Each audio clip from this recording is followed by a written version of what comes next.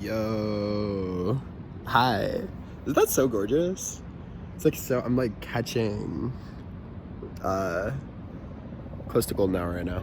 Hi guys. I've got a big part in my hair today. Hello. Welcome back to Up in the Air. Again, hi, I'm Mason. Today, we have a really great, interesting combo from a friend, Jordan Coley, who is a writer, cultural critic, just really super fucking intelligent guy that I've met recently through my friends Morgan and Adrian. Shout out if you're watching. Hi. And today we're going to be kind of talking about a article that Jordan wrote in June for the New Yorker, just about kind of the limits of like celebrity activism and that sort of culture that has been cultivated during this kind of political moment. So it's interesting to kind of think about how that works in framework to some of the other conversations we've been having recently on Up in the Air about just kind of activating your personhood for the political moment and what that means in practice. And it's a goofy kind of connection to make with like celebrity culture and that odd positionality that they have to the general public. So just like we kind of talk about that today, and that's really fun. And he's just super like just has his like eyes fully open about kind of the hypocrisy of that whole thing. So I think this conversation is really cool, and you should check out his work. We'll link his Twitter in the description below if you want to follow him on Twitter or just like read anything else that he's written. He's also written about like Black producers and like public access TV, which is like another sweet spot of mine. So I would definitely suggest reading his work. And without further ado, here's Jordan. Bye. Sweet. Welcome to Up in the Air. I'm back at the 8-Ball space today with writer Jordan Coley. Thanks for coming on. Me. Yeah, of course. Yeah. Brought you on today because I met you like really recently, like through friends, Adrian and Morgan, always. And it's been cool just kind of like, I feel like this is like the first day that we've like really gotten to just kind of like talk it up, but like I've hopefully in the future we'll be doing kind of like more collaborative projects. But I got a chance or like a taste of like your cultural criticism recently with a couple of articles that you've written in past couple of months, and I felt like it was like a really great kind of it fit kind of the Up in the Air canon of kind of us all frantically trying to figure out what the present even looks like. And your most like one of your like more recent articles, which people can check out, is I Take Responsibility and the Limits of Celebrity Activism, which I think is like a really prominent, poignant kind of framework to look at the current political climate, seeing as like the media sphere has fully engulfed all of our like cultural identity, politics, everything that I know about this year comes from Twitter. And it's interesting to kind of see like the role, I think, of celebrity influencer in the Trump era. I'm not the first person to talk about this, or none of us are, but like just kind of where that lies on the political sphere and like what I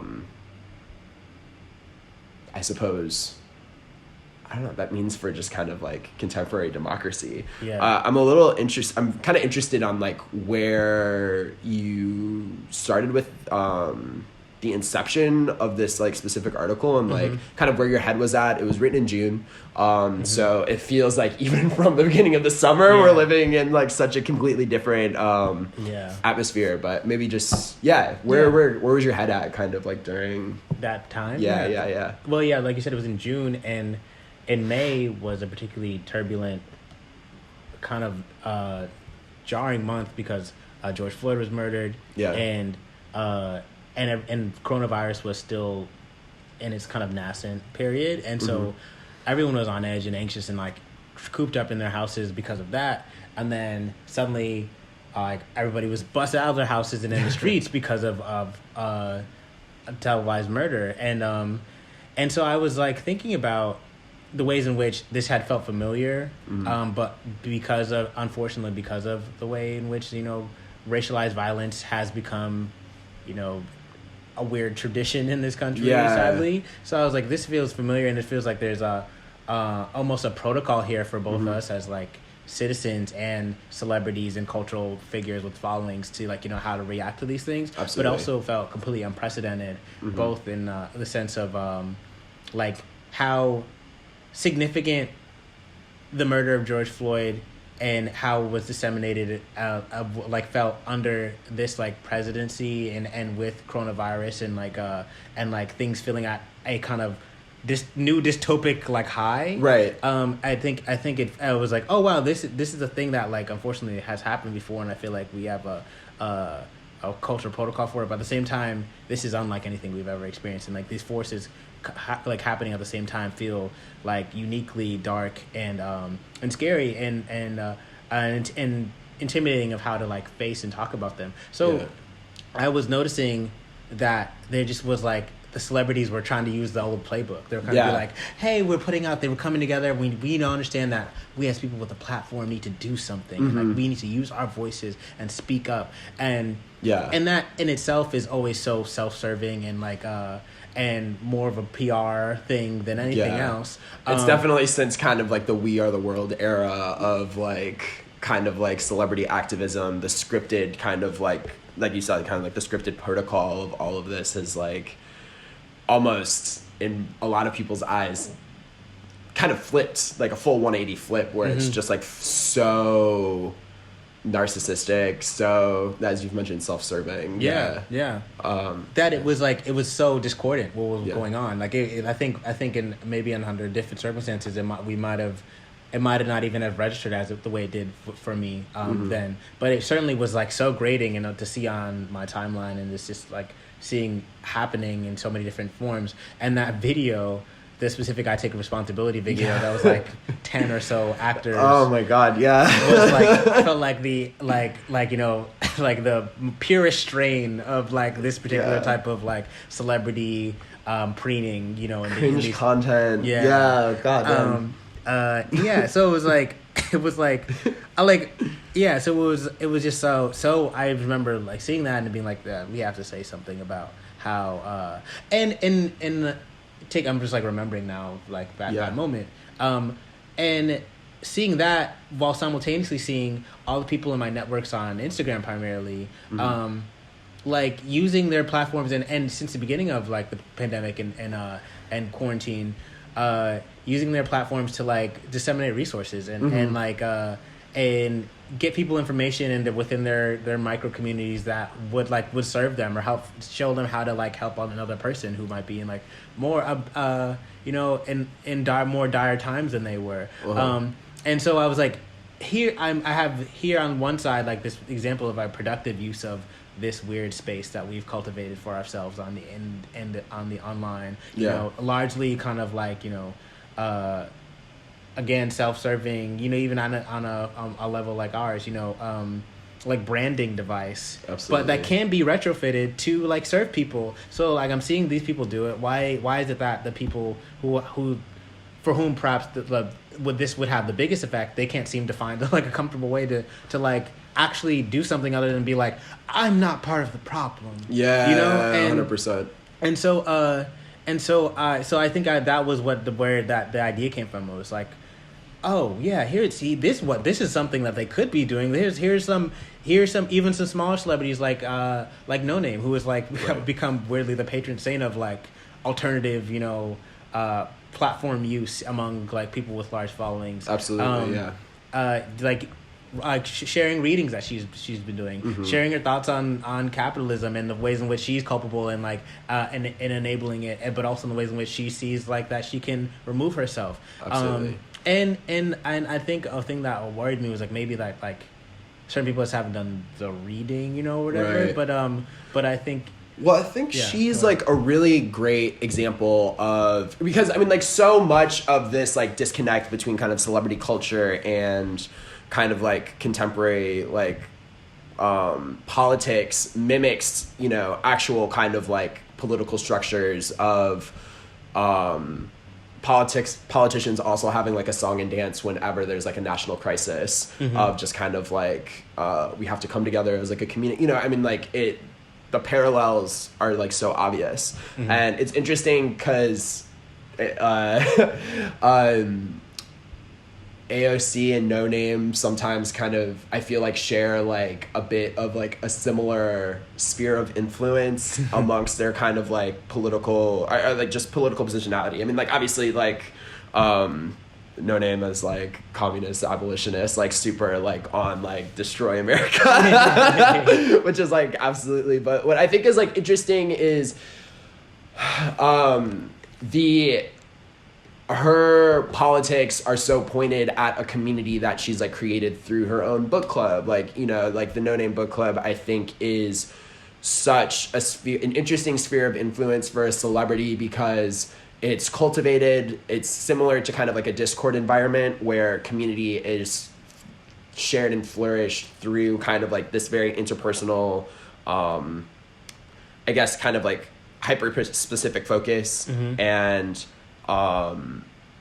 it feels a lot like how AOC kind of galvanized her specific district here in New York to kind of feel that there was like a community base that is really advocating for this person or this celebrity or this kind of like advocate that's supposed to be representing us. And kind of like the I don't know, like the bit of like kind of like celebrity idealization where you're like so big that you're no longer, I mean, we could talk maybe a little bit about kind of like how stan culture sometimes kind of feeds into this toxicity of just like celebrities being so big that they no longer represent or are really representative of anything besides capital.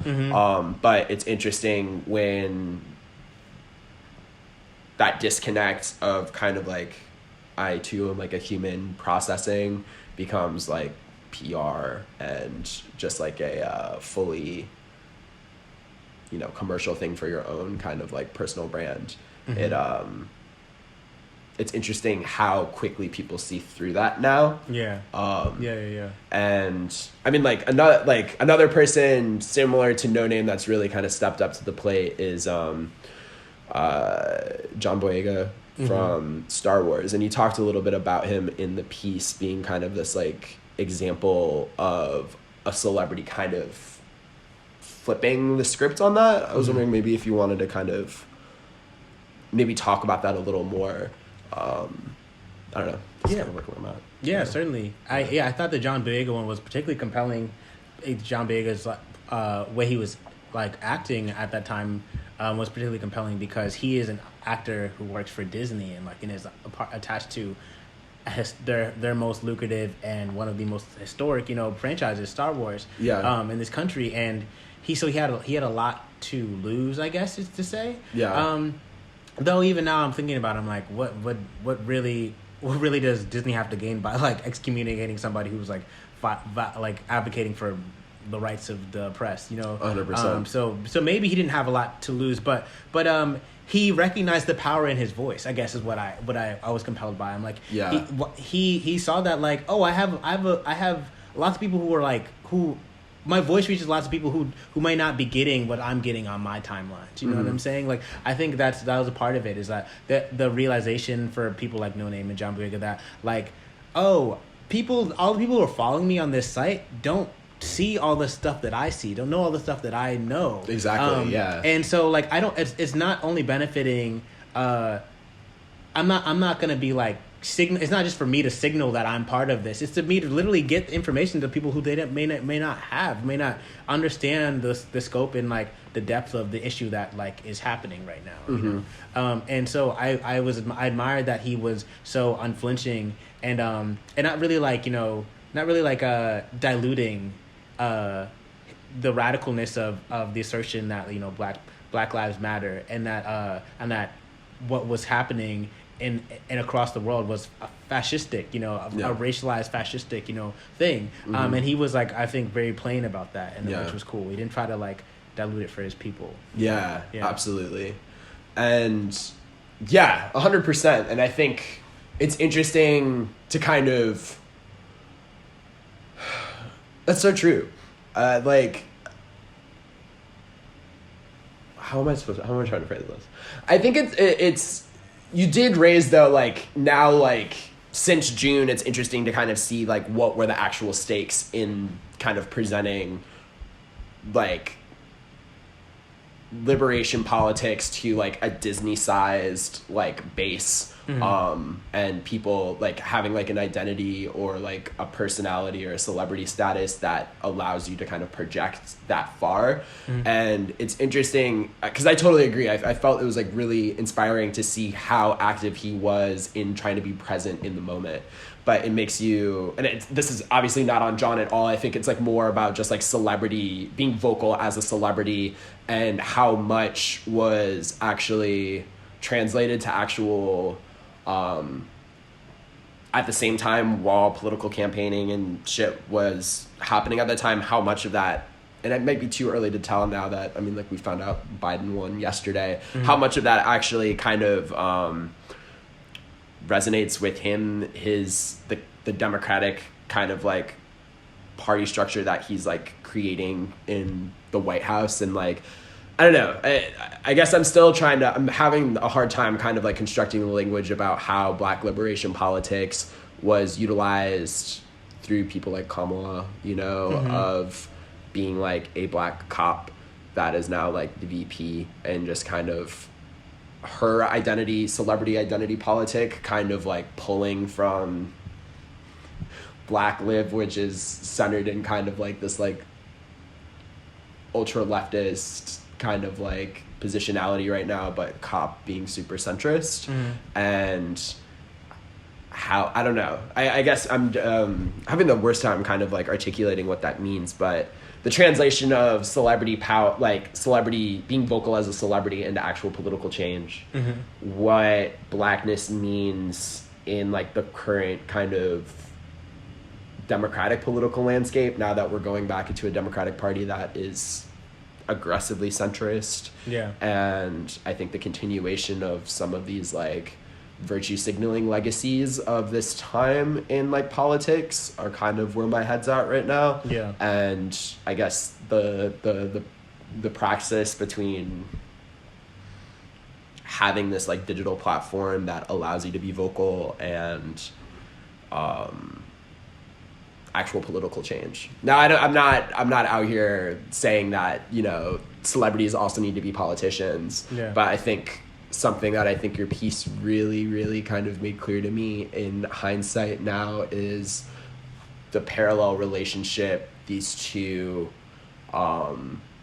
different types of cultural sector bodies, like politics or politicians and celebrities, how they both utilize scripts and I suppose I don't know, just, like, public platforms to kind of advocate for the same. I don't know. They're just, like, so much overlap. Right. Yeah. Like, it is. They're ultimately both, like, kind of messaging, you know, vehicles, like, more than anything else. Like, and you can think about it like they call, like, when they talk about the Oscars, it's like it's the race, you know. They put together their campaign, you know. So they're like you said, they really are, like, kind of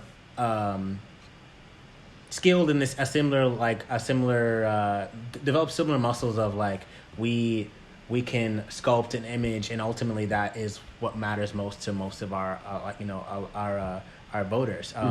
Not necessarily how well they performed in that film or what policies they're calling for, but, like, how convincing are they of the things that they're saying, you know? And how compelling can they be? 100%. And I think that's something that, like, you see in those videos, like I Take Responsibility, but, like, you pointed out, we're just, like, we were in such an unprecedented moment, and I think also as consumers of this stuff and people who are becoming more and more accustomed to, like, the way in which people perform their celebrity online, we can see through it better now. And, like, I think people are able to spot it a little more. And it just becomes like silly when the more and more you have examples of people not following the script, and it just becomes a little like pageantry that, like, it just feels inappropriate. And And I think I imagine celebrities are starting to recognize that it's not just about professing those politics or professing those social beliefs or professing those ethics, but about finding ways to like have form of praxis, I guess, like you've been using that term, like, yeah, like actually have a praxis more than just like the message. And it's I think it's a muscle that you have to learn, you have to develop, and it's certainly one that won't be intuitive to people who are like, whose whole thing, who built their entire career and they're like, you know, living off of, you know, establishing both in the literal work and in like, you know, the PR around the work, you know, brands for themselves. Yeah. And like seeding ideas about themselves into people's brains. Right.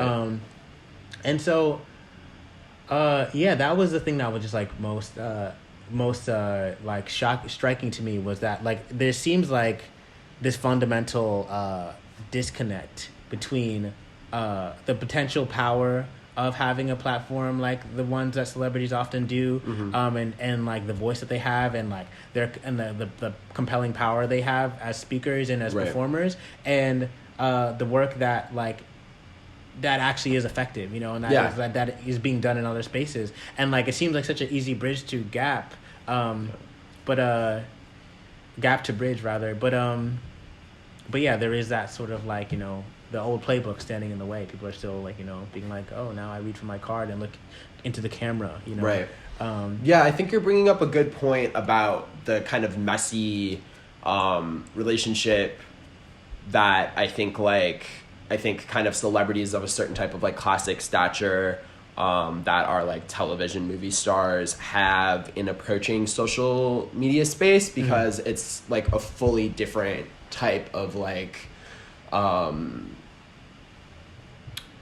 it ruins the fantasy of, I think, more of like a classic celebrity, and I think that's why it's like so hard for actors, actresses to really kind of like integrate into it, because you then have to humanize, I think, your brand in a way that sometimes ruins kind of like an illusion between kind of like celebrity stature and like the social media space, which is like the common form, you know? And I think this is a really great parallel to, I think, AOC's recent, I don't know if it came out today, her conversation with a reporter from the New York Times about how the Democrats need to utilize like social media space and things like that to really bridge the gap between the voting pool that they want and I guess kind of like the actual isolation that's happening in the Democratic Party, because they're not reaching a certain type of like demographic.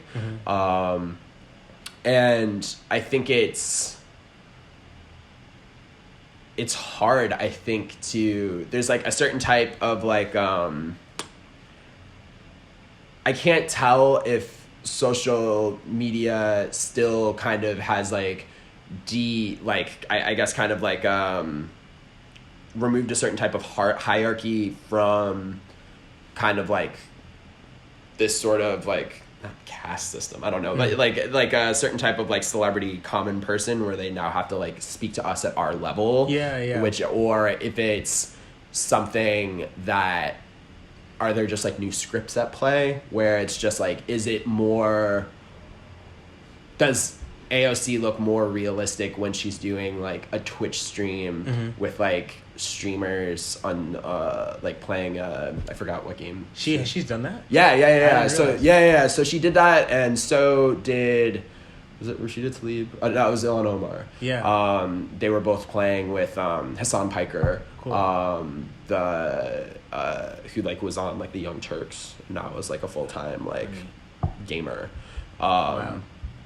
Yeah, so I mean, like, I want to be a full-time gamer. I know, exactly. No, I mean, like, it was interesting. He was like showing his like, he's like, I think for the last 365 days has streamed video games for like 340 of those days. Oh my god, it's like so fucked. But terrifying.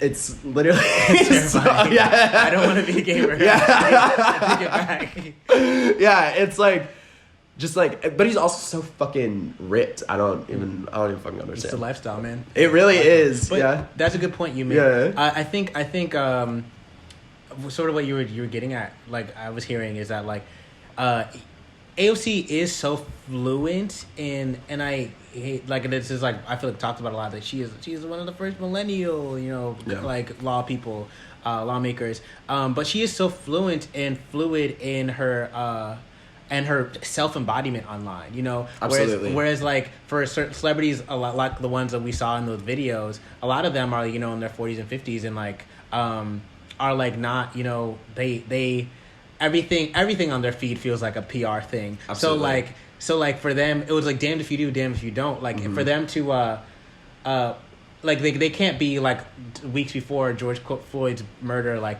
posting about how they're going to see the Los Angeles Galaxy play soccer, and like yeah, exactly, and like little casual things that they're performing. If they're gonna do all these, like they're gonna dedicate a post to like doing some mundane shit, they have to talk about right, exactly.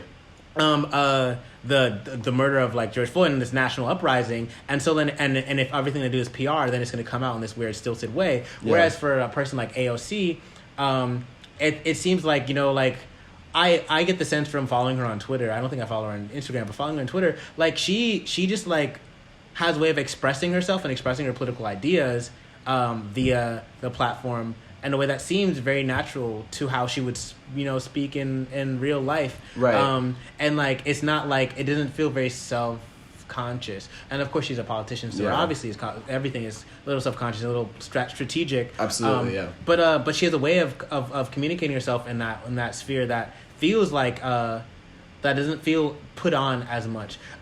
So I think that's what it's that's part of it as well, is like these people are like, everything is put on because they're still like working with publicists who are probably hiring a social media manager to like do their feeds and manage, and like that's what I guess that's what it is like we talk about, like there's no ethical consumption under capitalism, or like you can't like really like regardless if you're working like for a nonprofit or doing something angling your career towards like a more ethical path.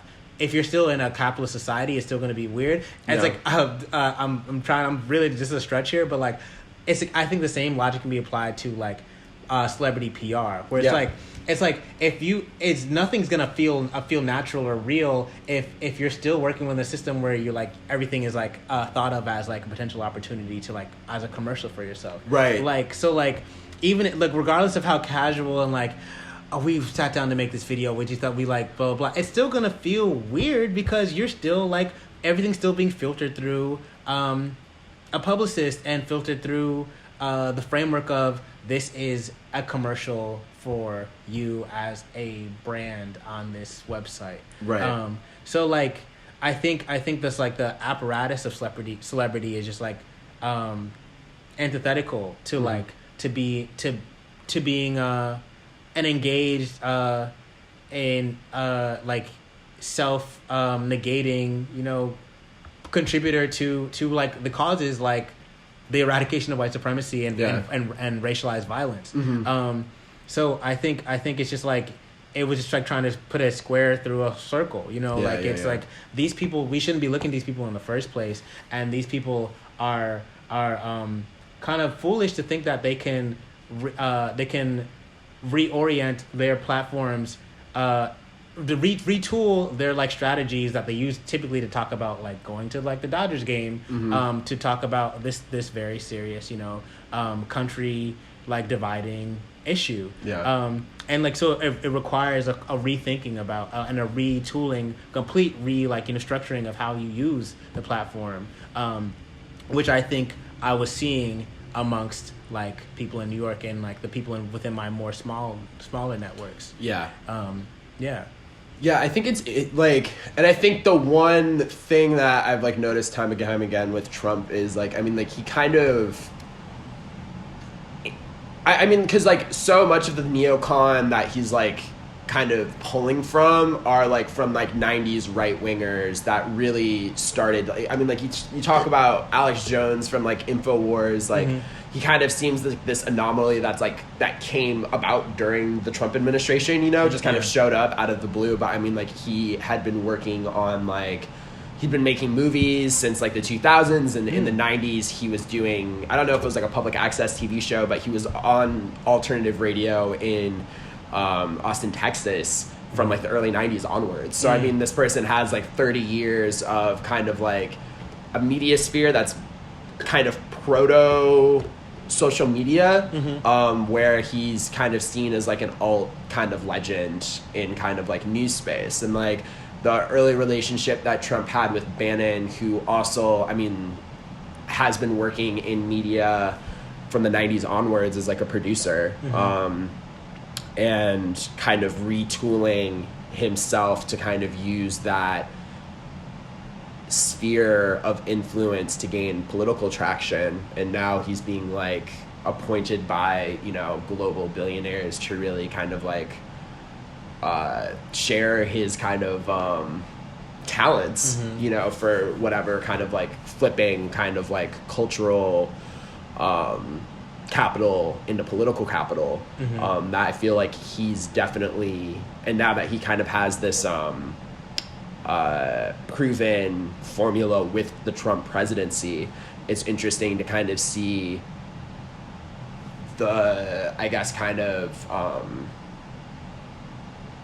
avenues that neocons are like able to kind of, are like constructing and actively kind of building on to kind of take over like the liberal kind of like pop culture sphere that we've kind of grown up in, and retool it, I think, for, you know, conservative propaganda, fascist propaganda, in the same way that they've kind of viewed our like globalist neo-lib sphere for, you know, from like the 90s onwards, you know.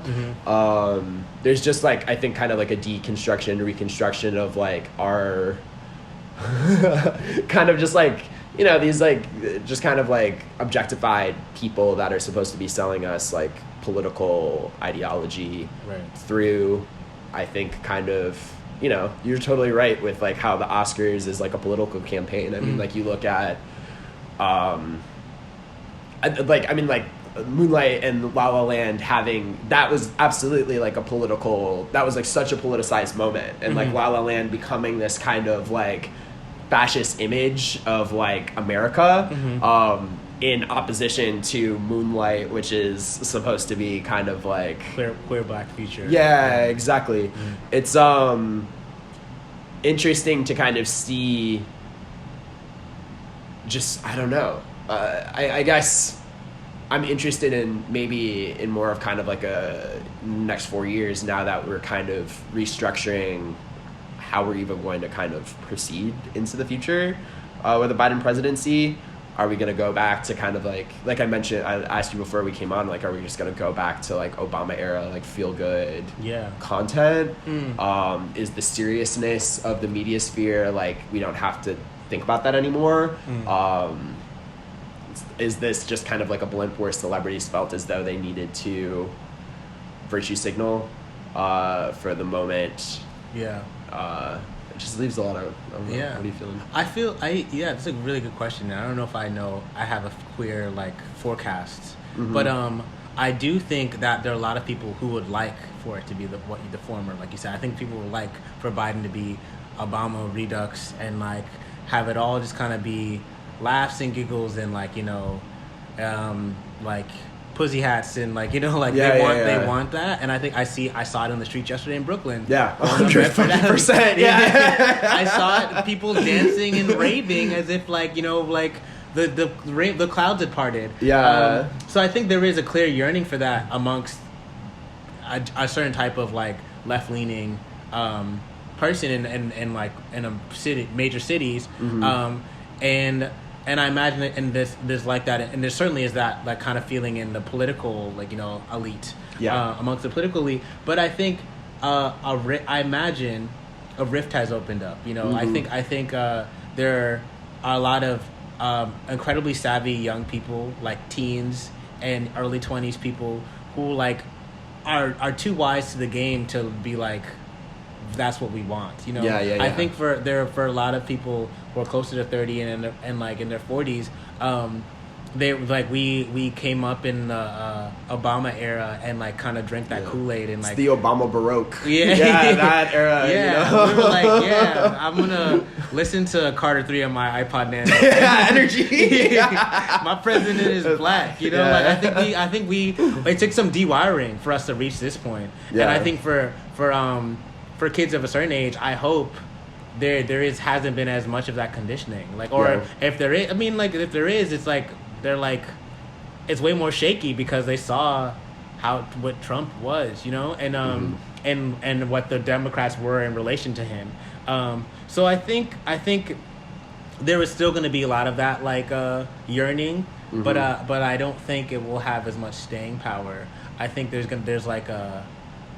a growing, and like you were referring to like how Alex Jones and Bannon and these other figures like were able to like went from like alt legends to like, you know, running now through this populist campaign, like running like, you know, a certain like controlling a big swath of media consumption on like Facebook and all these places. Perhaps that can happen on the left, you know, like maybe there are figures like we talk about No Name and like these other people who like AOC is almost kind of like that, you know, like you said, that are like speaking a language and cutting through the noise, if you will, in a way that like will be captivating and hope and inspire other people like them. Yeah. So maybe maybe that's what happens, you know, like right. I see. Yeah. Since the article was written in June, is there anything... I feel like that celebrity pandering, like, the PR people have gotten together and just being like, stop doing that bullshit, like, since the beginning of the summer. Like, you really haven't seen... I think the corniest shit I've seen as of recently is, like, Stephen Colbert, like, crying every other fucking episode now. Like, I can't tell if that's, like, real or if it's... that. Wow. Yeah. Out of despair or, like, happiness now that Trump is gone? It was like, he cried once to, what's her name? How the fuck am I forgetting her name? She wrote Jolene. What the fuck's her name? Dolly Parton. Yeah. He cried to, like, Dolly Parton being on. I don't know. He's, like, cried, like, a couple times. Maybe I'm just, like, a callous piece of shit for, like, being, like, I don't know. But, is there anything that you've, like, noticed, I guess, maybe in kind of, like, the celebrity sphere since June that's, like... you think kind of adds like a node to like the observations you were like pulling together in that piece? That's a good question. Yeah. Well, I think as the election got closer, the tone, everybody's tone kind of changed. People, you know, people were more like, this is our chance to like, you know, shut up and vote. Like became a kind of a thing. You know, right? And I think vote blue no matter who. Yeah, and like I think there were a lot of celebrities who were like, who are like relieved to have like such a tangible axe to swing. You know, like whereas in June after George Floyd's murder. It was like they didn't have answers, so that's why they were kind of grasping at straws and making these weird little videos and posting their black squares and being like, I have to explain to my daughter what racism is. Oh, the Ashton Kutcher shit really sent me. Right, it was and embarrassing themselves. And showing their asses and I think as the election got closer, I saw more of a lot of like, we have this thing, the vote, you know, the vote is what will set us free and I think that was a kind of return to form for them because like, you know, they're the reality was, and part of what was becoming clear when I wrote the piece was that like, you know, things are so much more messy and terrifying than we are traditionally like led to believe. Right. You know, with this country, so much more complicated and like and dark and like, you know, like, and that's what the 1619 Project was about, right? Like that's like and I think increasingly that was becoming increasingly clear in June. And with the election, and if this critique was levied all like I don't know months leading up to it, that like electoral politics are this kind of sham, right? Because they make you feel as if as if the many structural issues that like plague our country can be somehow absolved through putting the right people in place to run the corrupt system. Exactly. And I think the celebrities and the people I saw who in June were like, you know, kind of fumbling, were more than happy to like return to the myth of the electoral politics, you know. Absolutely. Yeah. 100%. And like embrace that as a tool, you know. Mm-hmm. Yeah. Though I will say I saw a lot of people qualifying that by being like, we're not celebrating Biden. Yeah. We're celebrating Trump being gone. Yeah. You know, and I think it's always the asterisks right now. And I think that was honestly a weird like sign of progress. You know, it was like okay, like we don't. I'm seeing this. I should say this anecdotal. Like I was seeing it from my people I knew on Instagram. Mm-hmm. But even that feels like, at least people have woken up to the fact that like, this is not, you know, that's not some sort of solution. You know, like some sort of like cure all. You know. Mm-hmm. And I think that's progress, I guess, you know. Yeah. And that feels like a byproduct of June, you know. Right. Yeah. Absolutely. I'm in complete agreement about that. Like, I mean, at least like the reality. Yeah, that reality is very kind of like plainly apparent now. Not just the celebrities, but I think the general public too. It's cool. Is there any? Like, do you have like a favorite like celebrity cringe post from this year so far? Like, is there any? Absolutely. I think we might even just talked about it last time I was speaking to you. Yeah. But I want to say the days after, might have been the day after. No, couldn't have been. It was very soon after George Floyd's tragic murder. Yeah.